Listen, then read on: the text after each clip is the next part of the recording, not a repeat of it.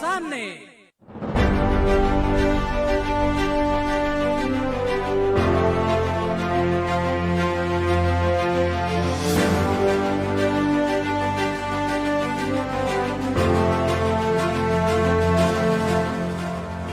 नमस्कार और प्रणाम तमाम भोजपुरिया श्रोता लोग के रेडियो सानवी 96.4 मेगाहर्ट्ज के तरंग में तरंगित होके वाला कार्यक्रम आमने सामने के आज के दंगल में हम फिर से मनोज पटेल हाजिर हो गए बनी। जी हाँ श्रोताबिंद, और हमने विभिन्न विषय वस्तु पर चर्चा परिचर्चा करते आ रहा बानी कार्यक्रम आमने सामने के दंगल में, चाहे वो शिक्षा स्वास्थ्य, चाहे आदमी के रोजी रोटी बेरोजगारी किसान के समस्या हो, चाहे राजनीतिक मुद्दा हो, चाहे महिला अधिकार बाल अधिकार के बात हो, चाहे जनता संगे जुड़ायल कोनो ही विषय वस्तु कहे ना हो, हर विषय वस्तु पर हमनी के कड़ा नजर और कड़ा हमनी के निशाना लगैले बानी। और हमनी जौन राज के छुपावे के प्रयास कइल जाला, हमनी के समाज में दबावे के प्रयास कइल जाला, ओकरा के भी टटोले के और ओकरा के बाहर ले आवे के हमनी के प्रयास करीने सन। ऐसे कार्यक्रम आमने सामने के दंगल जौन बा सत्य तथ्य पर आधारित हमनी के एगो दर्पण बा, एगो ऐना के तरफ बा, हमनी अपने लोग के बता देवे के चाहतनी।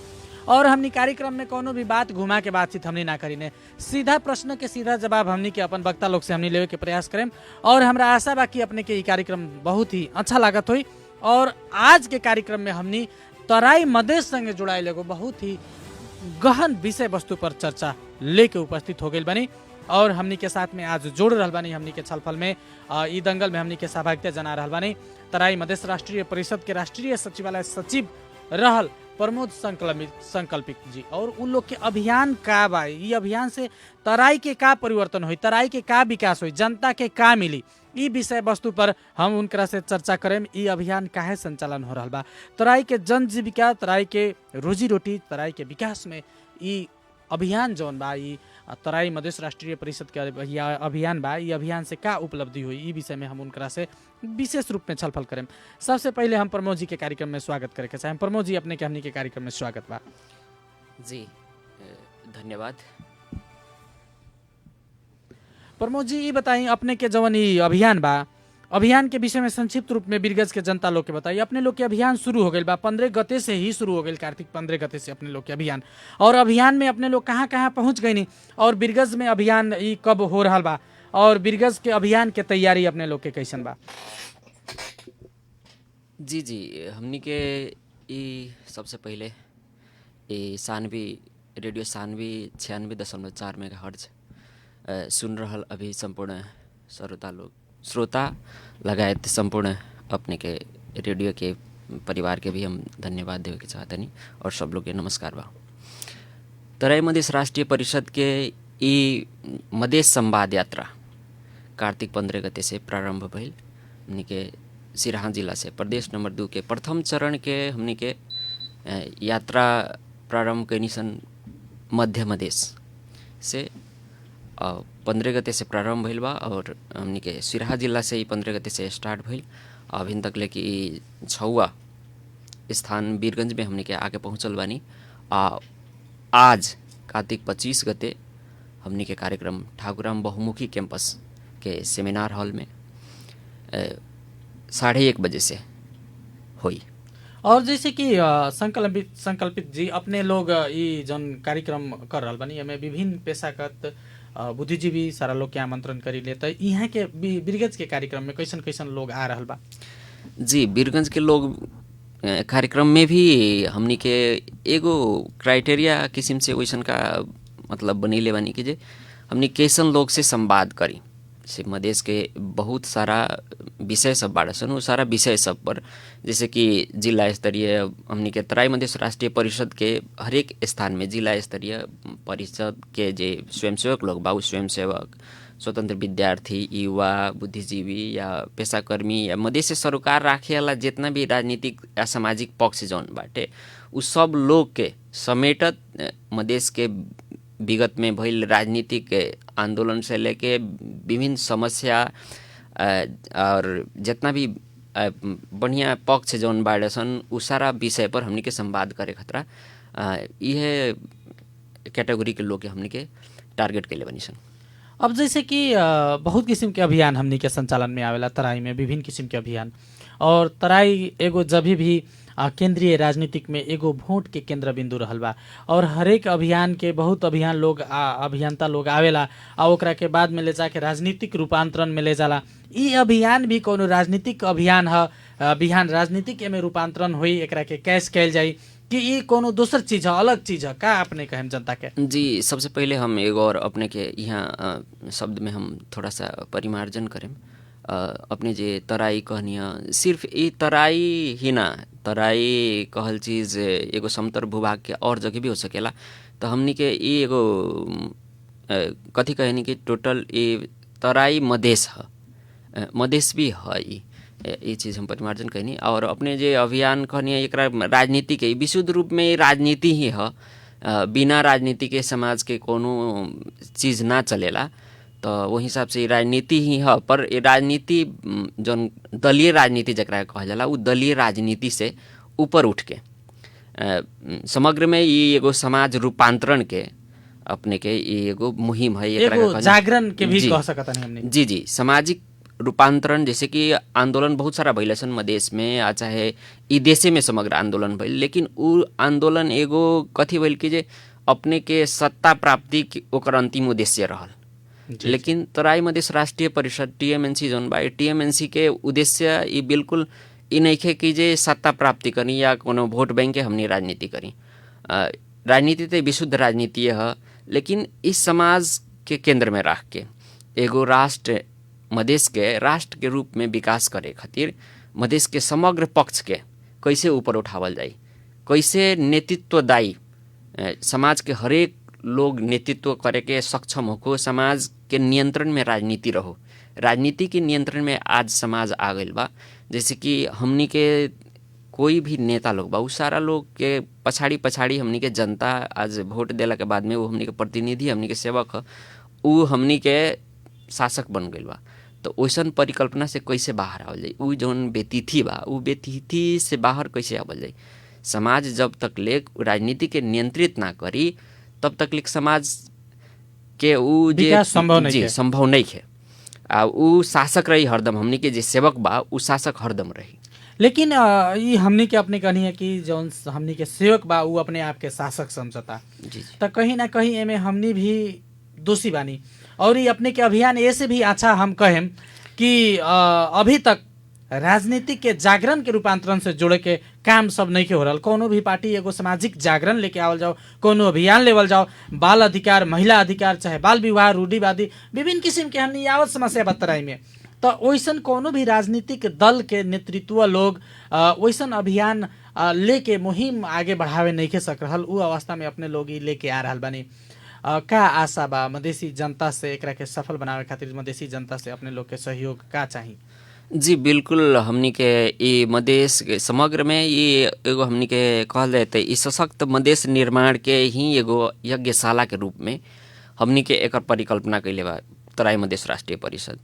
तो ये कथी बा कि जे जब तकले कोई भी समाज में परिकल्पना हमनी के कहा बा कि जे समाज खतरा हमनी कुछ नहीं कर सकत, चाहे मतलब कोई संस्था या कोई राजनीतिक दल हो या कोई भी, तो उ लोग कथी बा कि जे जाके वो अपने खतरा ना लड़ दी।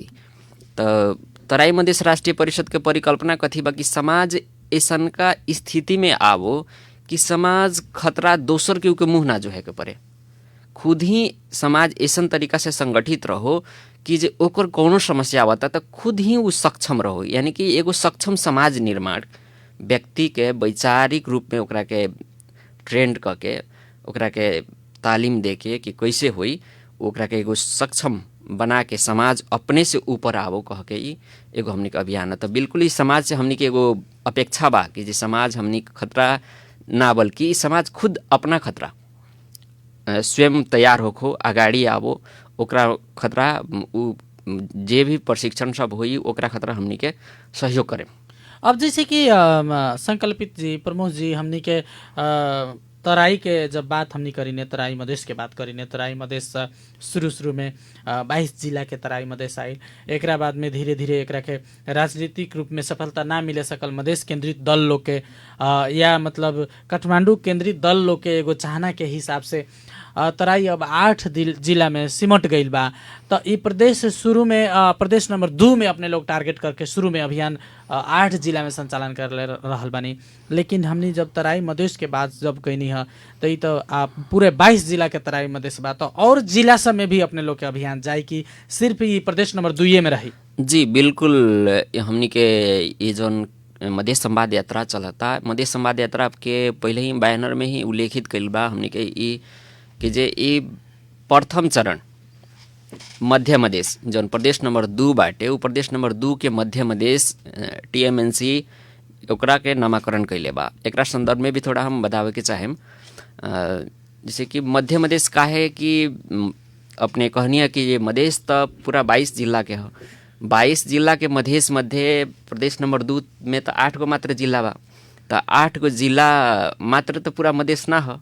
सो ई बीच के मधेश भइला के चलते एकरा के TMNC मध्य मधेश कहलक। ई कहलक काहे मध्य मधेश, एकर नाम काहे कहलक कि 22 गो जिला जौन बा सिर्फ 8 गो जिला में सीमित हो जाई। अब बिहान पूर्व के जौन मधेश बा उ मधेश टोटली ओरा जाई, पश्चिम के जौन मधेश बा उ मधेश भी टोटली ओरा जाई। ओकरा कारण से हमने के 8 गो जिला के मध्य मधेश TMNC कहलक। एकर मतलब एगो अपन स्वार्थ भी बाटे। स्वार्थ कथी बाटे एकरा के कि जे हमनी के संगे जौन ई मधेश के सारा चीज जुड़ल बाटे 22 गो जिला के, तो सभी लोग के उतने अधिकार बा मधेश के प्रति, सबके ये में जोड़े के पड़ल। जी बिल्कुल। तो ई सिर्फ खाली 8 गो जिला के अगर मधेश हो जाई तो उ लोग तो अपना के अलगे कली। जी जी जी। तो ई और एगो हमनी के तुरे वाला मधेश के जौन एगो हमनी के एगो माला में बना के एकर जौन जितना एकरा के भीतर विविधता बा फिर भी एकरा में मनोवैज्ञानिक रूप में एकता बा, तो उ एकता के कैसे निर्माण कइल जाए उहे अभियान के लेके हमनी के 22 जिला में हमनी के जाए वाला बनी। लेकिन प्रथम चरण में अपने जो कहनी है जे और ये जिला में जाएगी ना, प्रथम चरण हमनी के मध्य मधेश के टारगेट कइले बनी प्रारंभिक में, ओकरा बाद में पूर्वी मधेश रही, ओकरा तीसरका चरण में पश्चिमी मधेश रही। अब प्रमोद जी जौन ये एथी के बात कहनी अपने एगो कि हमनी के छल फल से विभिन्न किस्म के राजनीतिक रणनीतिक योजना सब भी बनाए, अंतर्कृति या संवाद से जौन चीज सब में से निकल के आई, मधेश के भावना, मधेश के मूवमेंट, मधेश के जन जीविका, ओकर समस्या, इस सब के विषय में जौन चीज सब रणनीतिक रूप में अपने लोग के पास में आई छल फल में, ओकरा के एगो डॉक्यूमेंटेशन रूप में बना के कुछ योजना बाकी आगे बढ़ावे के, ओकरा के कहाँ अपने लोग देम, ओकरा के मतलब लिपिबद्ध रूप में कैसे बनाए? जी कहीं देवे से भी ज़्यादा, ई देवे अलावा से भी ज़्यादा हमनी के खुदे अपने मतलब एकरा के एकत्रित करके ओकरा के डॉक्यूमेंटेशन कइला के बाद में हमनी के आपन एगो सब चीज़ के बुझला के बाद में, जब समस्या सब बहुत सारा समस्या बा समाज के भीतर में, हर एक समाज में समस्या रहेला, तो उस समस्या जब फाइंडिंग हो गया के बाद में कुछ तो हमनी के लौकता, लेकिन एगो एकत्रित रूप में व्यवस्थित रूप में नहीं आयल। तो ओकरा व्यवस्थित रूप में कह के ओकरा के कैसे समाधान कइल जाई ऊपर हमनी के प्रोजेक्ट रूप में केंगे होई, वो हिसाब से हमनी के काम करके ओकरा के समाधान करे के प्रक्रिया में जाएम सन। आ संबंधित निकाय जे बाटे उ संबंधित निकाय सबके भी हमनी के झकझकावे के काम करेम सन कि तू एकरा पर काम कर। अब प्रमोद जी जैसे कि केंद्र सरकार से प्रदेश सरकार, अब थोड़ा हमनी राजनीतिक बातचीत भी कल जाओ, प्रदेश नंबर 2 के सरकार और केंद्र सरकार जौन बा हमनी के ई लोग में एनी टाइम एगो आमने सामने एगो प्रतिबद्धता, एगो जुहारी कहल जाओ एकरा के, एगो टसल एनी टाइम चल रहल बा। तो एकरा के भी एगो समाधान के खातिर ई छलफल, ई अभियान, ई संवाद कुछ पहल कर सकता, जैसे कि बहुत सारा अधिकार अभी संघीयता में चल गई बा देश, बहुत सारा अधिकार प्रदेश सरकार सबके मिले नहीं खे सक रहा संघ सरकार से, अभी भी केंद्रीकृत सरकार लादे के प्रयास हो रहा बा कह के पटक पटक हरेक सरकार से, प्रादेशिक सरकार से ये सब बात आ रहा बा। और खास करके प्रदेश नंबर 2 के सरकार से भी पटक पटक अपने सुन ले हम समाचार में कि हमनी के कानून सब कार्यान्वयन करे नहीं के देवल जा रहा, लोक सेवा आयोग के बात बा, चाहे प्रहरी कार्यान्वयन के बात बा, या बजट भी प्रदेश नंबर 2 में जौन किस्म से मुहैया करावे के चाही केंद्रीय सरकार से उ होके नहीं के सक रहा। तो ओकर भी एगो मध्यमर्गी रास्ता के खातिर और ई दोनों के बीच में एगो पुल, एगो सहकार्य बढ़ावे के खातिर भी ये अभियान कुछ कारगर हो सकता।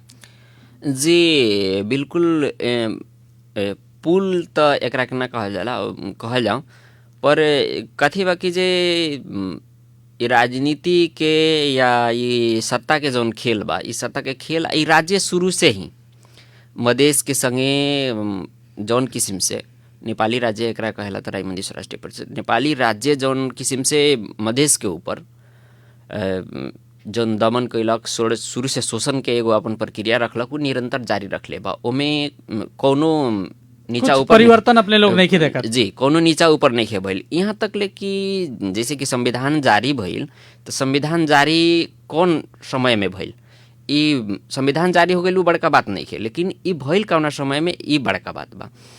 ये संविधान जारी तो ऐसन स्थिति में भइल जौना बेरा मधेश पूरा हार के माटी में सुत गइल रहे, ओ समय में भइल। तो उ तो ओकर तो कथी बा कि जे उ पूरा अभी लेक बाघे बा। राज्य सत्ता शुरुए से बौखार रहल बाटे मधेश के प्रति, तो उ आज प्रदेश के प्रति या ये संघीयता के प्रति कहियो सकारात्मक नहीं है, ओकरा जरूरी भी नहीं है। ई जरूरी संघीयता बा तो मधेश के बा, तो सो उ तो करबे करी। लेकिन खाली संघ सरकार के ही दोष देला से हमनी के अपन जौन एगो गलती बाटे, पाप जौन कहल जाला, उ पाप के हमनी के गंगा जल में नहवा के अछून राखेम, ऐसन का कुछ नहीं है। काहे कि हमनी के प्रदेश में जे भी लोग जनप्रतिनिधि बाटे, चाहे कैबिनेट बा उ लोग के, तो उ लोग भी कितना ईमानदार बा, ये भी एगो मूल्यांकन के विषय बा। ठीक बाटे, केंद्र सरकार या संघ सरकार तो उ हमनी के संगे दो किस्म के व्यवहार करता, चरित्र देखावताटे, चाहे नहीं के हमनी के बजट देत या अधिकार हमनी के, लेकिन हाँ प्रमोद जी, जौन हमनी के प्राप्त उपलब्धि बा, जी जी, जौन हमनी के मिलल बा, ओकरो के भी प्रदेश नंबर 2 के सरकार कहीं या राजनीतिक दल कहीं, चाहे यहाँ के लोग, चाहे यहाँ के बुद्धिजीवी, चाहे हरेक लोग, हमनी एगो व्यक्ति के राजनीतिक दल के ही दोषी ना देम, ओकरा के भी हमनी के बचावे नहीं खी सक रहल, ओकरा के भी मल जल करे नहीं खी सक रहल, विकास के रास्ता में हमनी आगे बढ़ नहीं खी सक रहल। हरेक सूचांक में प्रदेश नंबर 2 पछाड़ी बा, मानव के हरेक सूचांक में प्रदेश नंबर 2 अगाड़ी बा। लेकिन अपने देख ली, भ्रष्टाचार में, महिला हिंसा में, बाल अधिकार के हनन में, हत्या, बलात्कार, शांति सुरक्षा के अवस्था देख ली, इस सब में प्रदेश नंबर 2 फिर आगे बा। तो कैसे मतलब हमनी के एकरा के प्रदेश नंबर 2 के और खास करके तराई के भी अगर बात कइल जाओ तो प्रदेश नंबर 2 तराई के भी एगो हट बा, तो कैसे बिहान सारा लोग के हमनी जे छूटल भी बा 22 जिला के, उ लोग के भी जोड़ेम और प्लस एकर समृद्धि, एकर विकास कैसे संभव बा? जी, 22 जिला के जोड़े के अभियान ही है। ये समग्र में एकरा के जब स्वायत्त मधेश अपने के स्वराज के परिकल्पना टीएमएनसी कैले बा कि जब तक ले अपने वैचारिक रूप में नैतिकवान व्यक्ति अगर मूल्य आधारित, मूल्य पर चले वाला व्यक्ति अगर नइखे निर्माण होखत, जब तक ले अवसर के पीछे दौड़े वाला अगर समाज में लोग रही, तब तक ले राजनीति भी हमनी के नियंत्रित करत रही समाज के। तो एकरा में बा कथी कि जे लोग के, समाज के लोग के जब तक ले चेतनशील हमनी के ना बनावल जाए, खाली राजनीतिक पार्टी, राजनीतिक दल ही सब कुछ कर दी या हमनी के वोट दे देनी से हमनी के दायित्व खत्म हो गई, ये भी एगो जौन समाज के चिंतन बा, इस चिंतन से हमनी के जब तक ले बाहर ना समाज आई, तब तक ले राजनीति जौन किस्म से हमनी के व्यवहार कर रहा बा, चाहे हमनी के भी अपना दायित्व से वोट दे देनी, हमारे दायित्व से मुक्ति मिल गई, समाप्त हो गई। जौन एगो जागरण के जौन एगो हमनी के समाज में जौन एगो जी संस्कृति रहे ओकरा के, उस संस्कृति समाप्त हो गई। समाज स्वस्फूर्त में अपन काम अपने करे खातिर तैयार आजू नहीं है। वो भी सोचा था कि हमरा के बनल बनावल केहू सब चीज दे दे। जैसे ये भइल कौना कारण से, तो ये भइला के भी कारण कथी बाटे कि जे जौना देश में या राज्य में राजा के शासन व्यवस्था चलल रहेला, तो उ परंपरा में कथी रहेला कि सब कुछ जिम्मेवारी राजा के रहेला, राजा हमरा खतरा सब कुछ कदी। यानी कि हमनी के दुआर के अगाड़ी एगो नाला अगर फूट जाई न, तो हमनी के ना बनाएम सन का, घर पूरा चकाचक टाइल से लागल रही, चमकत रही, लेकिन द्वार के अगाड़ी अगर नाला के एगो एथी फूट जाई, ढकनी फूट जाई, तो उ ढकनी भी तोपे खतरा हमनी के नगर पालिका के मुख्य दर्शक बन के रहे निसन। ई स्थिति बात है। दोसर के हमनी के सब कुछ कह देवे ऐसन किस्म के एगो जौन हमनी के अपेक्षा रहल बा, ई अपेक्षा से भी जब तक ले समाज बाहर ना आई, तब तक ले एकर समाधान नहीं। प्रमोद जी, एगो और बात, अब हमनी के प्रदेश नंबर 2 के नेपाल के ही, अगर नेपाल के ही पूरा देश के बात कइल जाओ, तो प्रदेश नंबर 2 के निर्वाचन प्रक्रिया सबसे ज्यादा खर्चीला होला, सबसे ज़्यादा भड़काऊ होला। यहाँ सबसे ज़्यादा आर्थिक चलखेल रुपया पैसा के मतलब यहाँ खर्च होला। तो ये निर्वाचन प्रक्रिया भी अब जनता अपन एक एक भोट बेच देवेला, दारू मांस एकरा बाद में रुपया पैसा में जब वोट जब बिकाला, खरीद बिक्री होला और उ हिसाब से जनप्रतिनिधि जब चुनाला, त कहीं ना कहीं एगो पढ़ल लिखल एगो जुझारू युवा चाहे एगो वैचारिक आदमी के आवे के संभावना रास्ता बंद हो जाला और गुंडा माफिया लोग के प्रवेश राजनीतिक में हो जाला और कहीं ना कहीं ऐसे राजनीतिक में भी विचलन आ जाला। तो एकरा के भी रोके के खातिर मधेश में कुछ जागरण के जरूरी बा जैसन लागत हमरा। जी बिल्कुल, तराई मधेश राष्ट्रीय परिषद के सबसे बड़का लक्ष्य ही एकरा के कहल जाए तो इहे बा कि जे समाज में अपने के जे योग्य लोग बा, जे नेतृत्व कर सकता या सब कुछ बुझ रहल बा, ओकरा पास कुछ क्षमता बाटे, उ आदमी राजनीति या अपने के नेतृत्व तह में उ आवे नहीं खे सकत। आवे काहे नहीं खे सकत? समाजे हमनी के ऐसन का हो गइल बा जौन अपने रुपया पैसा के बात कहनी कि यहाँ के चुनाव बहुत ज़्यादा खर्चीलो भड़कीलो होखेला। चुनाव सिर्फ ए जनमे के खर्चीलो भड़कीलो ना होखेला। हमनी के ए लंग के समाज देखत नहीं तो ए जनवा के बुझाता कि जे हमनी के यहाँ का मात्र भड़कीलो सब जगह के बा, लेकिन ओकरा तुलना में कुछ ए जनवा बेसी बा। तो उ कैसे खत्म होई? तो खत्म होई कैसे? तो जब तक ले समाज हमनी के यही खाली दूसरा के गरिया के खुश रही, अपना के खुश रखी, उ अच्छा व्यक्ति के नहीं अगाडि बढ़ावत, चाहे उ कथी हो गइल बा कि ठेकेदारी परंपरा हो गइल बा। जे राजा बा पहले से जौन ऑलरेडी राजा बा ओकरा के फेन हमनी राजा बनावतनी शासक के रूप में वोट देके।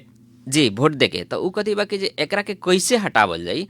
तो जब तक ले समाज के नियंत्रण में, हम पहले ही भी कहनी है कि समाज के नियंत्रण में राजनीति ना आई, तब तक ले योग्य लोग नेतृत्व तो हमें ना पहुँची। से कि एगो अभ्यास भी बाटे भारत में, ये अभ्यास अभिन भइल बा कि जे समाज कैसे उ राजनीतिक दल के नियंत्रण कर सकता। तो उ किस्म के अभ्यास भी हमनी के यहाँ सहज बा। उ अभ्यास जब तक लेक ना होई कि जे ओकरा पास उ योग्य बा लेकिन ओकरा पास उ पैसा नहीं के, फिर भी ओकरा के समाज अगाडि बढ़ाई या समाज ओकरा के नेतृत्व तो हमें पहुँचाई, वैसन समाज निर्माण, वैसन संगठन के निर्माण जरूरी बा। प्रमोद जी, हमनी कार्यक्रम के हमनी अंत ओरी आ गेल बानी। एगो औरो हम छोटा सा जिज्ञासा अपने से लेनी। अपने कहनी है कि स्वराज के भी परिकल्पना हमनी के अपने के संगठन जौन बा कैले बा, तो ई कौन स्वराज है? सीके राउत एगो स्वराज के नारा लेके अइलन, एकरा बाद में फिर मतलब अभिन राजनीतिक मूलधार में वहाँ लौट गइल बानी। तो ई कहीं स्वराज के मतलब कहीं अलग मधेश के अभियान के विषय में जोड़ के एकरा के संकेत अपने नहीं करे के चाहे? जी बिल्कुल, अपने के शंका या समाज के भी शंका ई जायज बा। स्वराज कहल मतलब कथी होखेला कि जे अपन के सबके स्वायत्त के भी ओकरा के जोड़ल जाला कि सब कुछ आपन शासन प्रशासन होखो।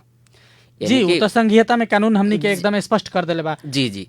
तो जैसे कि प्रदेश हमनी के बनल बा, तब प्रदेश में ये मधेश के भूमि है, तो मधेश की भूमि में मधेश के लोग के सब कुछ आपन होको, ओकर आपन पुलिस होको, आपन प्रशासन होको, सब क्षेत्र में ओकर उतने किस्म के पहुँच होको, ओकरा के स्वराज के परिकल्पना के। स्वराज कहल के मतलब अलग देश ना।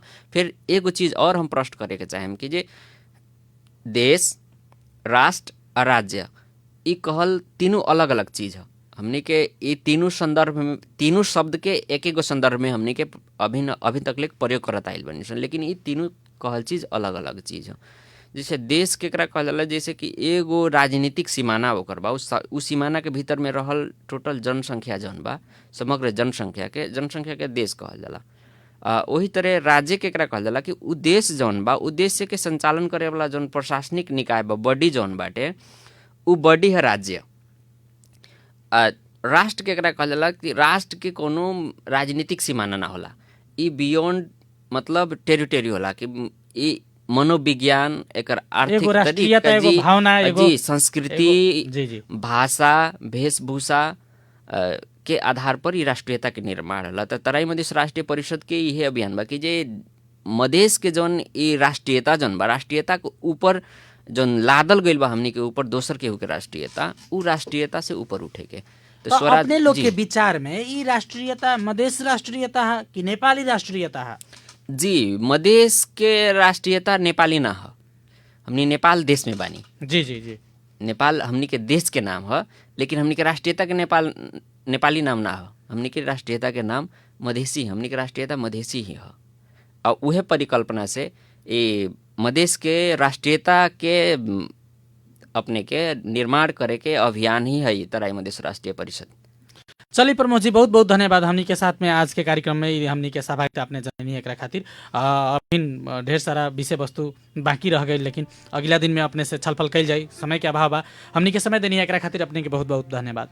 जी जी, अपने लगायत सानवी रेडियो सानवी के समग्र परिवार लगायत अभी सुन रहल संपूर्ण श्रोता लोग के भी धन्यवाद सहित हम नमस्कार करत तराई मधेश और राष्ट्रीय आज परिषद के अभियान में भी निमंत्रण तराई मधेश राष्ट्रीय परिषद के ये जो संवाद यात्रा बा, संवाद यात्रा में सभी लोग के निमंत्रण करत आज ठाकुराम बहुमुखी कैंपस में 1:30 बजे से सेमिनार हॉल में हमने के मधेश संवाद यात्रा हो रहा बा। ओमे संपूर्ण लोग के हम उपस्थित होके खातिर निमंत्रण करत अपने सभी लोग के धन्यवाद देत विदा लेम। धन्यवाद, नमस्कार।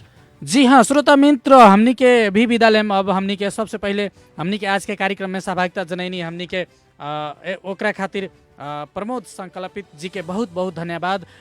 तराई मधेश राष्ट्रीय परिषद के राष्ट्रीय सचिवालय सचिव उहाँ बानी और हमनी के कार्यक्रम में सहभागिता जनैनी है। और आज और वास्तव में मधेश के सरोकार के विषय वस्तु में मधेश के जनता के ही जागरूक होके के परी जैसन सब लोग महसूस कैले बात। कार्यक्रम से जरूर कुछ अपने लोग अपन मन में निष्कर्ष निकल रहे हम और वो अनुसार से हमनी के समाज के समतामूलक समाज सुसंस्कृत और समृद्ध बना के रास्ता में आगाड़ी लेके बढ़ल जरूरी बा। बिहान हमनी के फिर कार्यक्रम आमने सामने के दंगल में सहभागिता होके और ये अपने से भेंट हुई। आज के खातिर कार्यक्रम सुन देनी है, बहुत बहुत धन्यवाद। मनोज पटेल के विदा दी, नमस्कार, प्रणाम।